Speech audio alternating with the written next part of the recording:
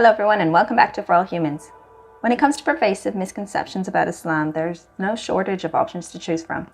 You know the ones I mean, the ones you hear on Fox News every now and then that goes something like this. By the year 2030, if Muslims continue to procreate at their current rate, which is to say like fast breeding rabbits, they will outnumber us all. So pack your bags and run for the hills. Or how about the panic-driven cries of Sharia law is creeping into our courts? Well, there's another pervasive misconception about Islam and Muslims that has been rampant as of late, namely that an Islamic identity and a national identity are somehow incompatible. Today we will be exploring this critical contemporary subject by looking at the intersecting relationship between Islam, Muslims, and the relatively modern concept of national identity. Islam is often portrayed as an all-encompassing, one-dimensional monolith, with media coverage of Muslim doctrine, communities, and opinions often positioning a Muslim identity as being diametrically opposed to a national identity.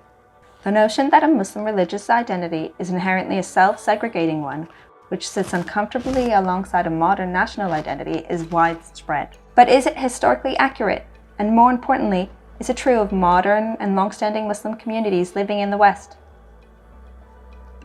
It's no secret that an increasing number of prominent public figures would have us believe that Islam, carried into Western countries by Muslims, is an existential threat that undermines the existence of Western and European culture, ethnicities, and identity.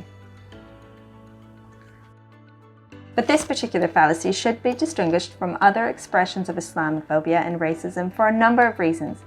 Rather than simply expressing hatred or fear of the racialized other, those who say that an Islamic identity and a national identity are incompatible aim to position Islam specifically as a looming cultural, political, and ideological threat, allowing proponents to deny racial animosity as a driving motivation behind expression of this discourse.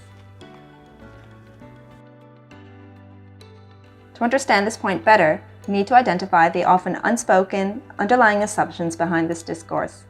And they are, simply put, that Muslims who identify as such are not viewed as any other religious communities such as Christians, Jews, Buddhists, etc., but rather, within this particular discourse, it seems the very act of identifying as Muslim precludes and excludes true affiliation and embrace of other identities, particularly that of a Western national identity.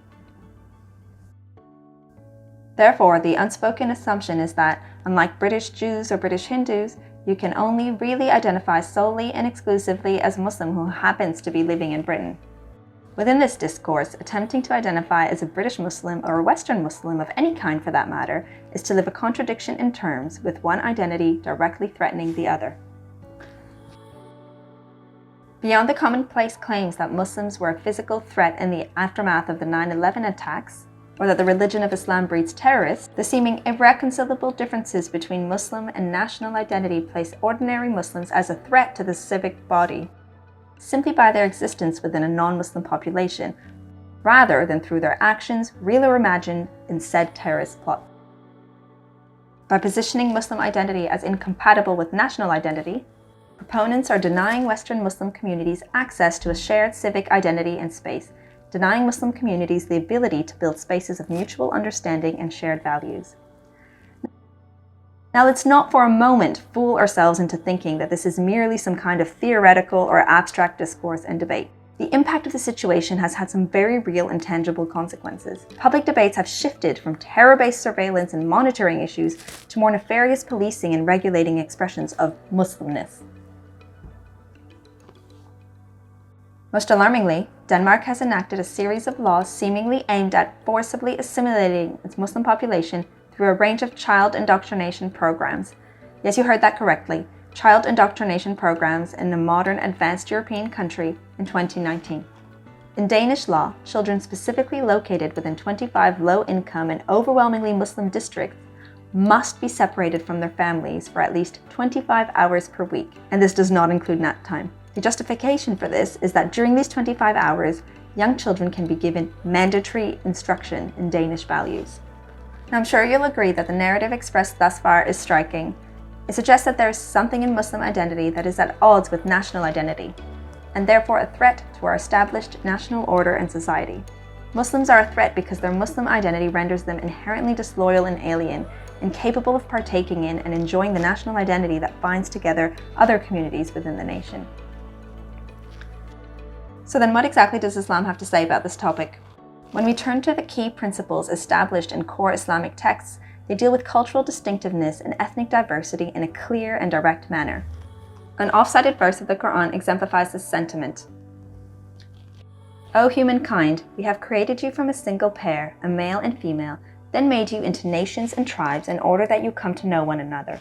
This recognition of the ethnic and cultural distinctiveness of human societies is one that is further developed and refined in the famous last sermon attributed to the Prophet Muhammad. There is no superiority for an Arab over a non-Arab, nor for a non-Arab over an Arab. Neither is the white superior over the black, nor is the black superior over the white, except by piety. The above quote from the Quran gives clear refutation of any racial or ethnic hierarchy within Islam. Furthermore, we see references to ethnically and culturally diverse individuals in the early Muslim communities surrounding the Prophet Muhammad. For example, that of Bilal the Ethiopian, Salman the Persian, and Suhaib the Roman. Here, ethnic and cultural identifiers were used without any compromise of the identity of these individuals or of their identity as Muslims. What we can see here is an early and powerful indication that the emerging Muslim identity was not intended to erase other forms of cultural or ethnic identity, but rather these identities sat together harmoniously.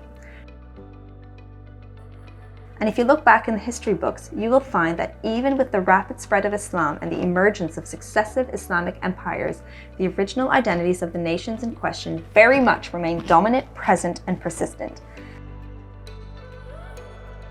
Notably, the Persian cultural and ethnic identity was never Arabized, remaining distinct and vibrant well into the modern era, and endures even in the current Islamic Republic. Other distinct ethnic and cultural identities also remained cohesive and effective. These include Berber, Kurdish, Assyrian, and Turkish identities, which coexisted with Muslim identity in the same regions that the Arab language and culture became widespread. The research shows that Muslims do appear to place considerably more importance on their religious identity than their non-Muslim counterparts. With a 1.8 billion Muslim population worldwide, the idea that this diverse group of communities could constitute a singular cultural or political grouping is evidently absurd, one that even a passing familiarity with the history or current affairs of these regions would attest to. If the perspective that Muslim identity is incompatible with national identities requires a coherent and cohesive Muslim identity, then it is an argument that requires little effort to rebut. Moving to a modern setting, these underlying trends of multiple identities are ever more visible. The ethnic, cultural, and geographic diversity of the Muslim world is extremely broad and a far cry from being dominated by Arab-speaking countries. Drawing from the Pew Research Center, 1/3 of all Muslims today hail from the Indian subcontinent, with a further 15% located in sub-Saharan Africa, 13% in Indonesia alone, and 8% residing in Europe. While the Middle East and North Africa region hosts 23% of the world's Muslims, this also includes large Persian populations as well as smaller Berber, Turkish, and other ethnic groups. Only an estimated 20% of Muslims worldwide speak Arabic natively, and slightly fewer identify as culturally Arab. So whether she's a hockey-loving Canadian Muslim or a baguette-bunching Parisian Muslim, you can bet your Muslim neighbor is just as proud of their beautiful country, whichever and wherever it may be. If you liked what you saw, please remember to like, comment, share, and let us know what you think in the comment section below. See you all next time.